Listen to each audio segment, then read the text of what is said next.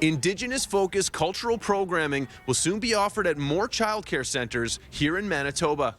The Canadian and provincial governments are investing $300,000 into 24 childcare centres in Manitoba.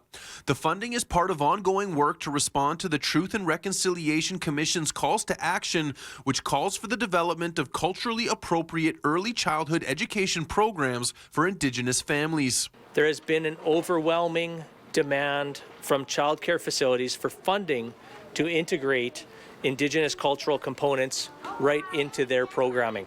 Wayne Iwasco, Minister of Education and Early Childhood Learning, says each childcare facility will receive between $5,000 and $25,000 based on the number of infant and preschool spaces being offered.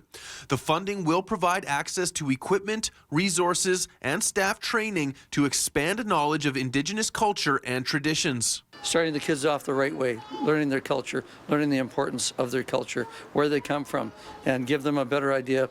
If you know your history, you know where you're going in the future. Alan Lajamodier, Minister of Indigenous Reconciliation, says grounding early learning and childcare in culture, language, and traditions leads to better outcomes for Indigenous children and for their communities.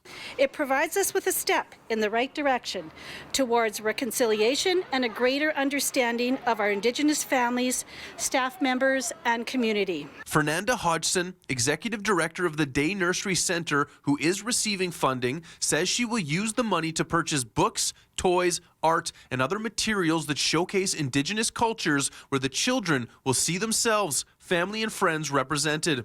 The goal is to also support Indigenous businesses where possible by purchasing the items directly from them, says Hodgson. This grant will allow us to further include and honor our Indigenous communities. The funding is being provided through the Canada-Manitoba Early Learning and Childcare Agreement. In Winnipeg, Mark Neufeld, City News.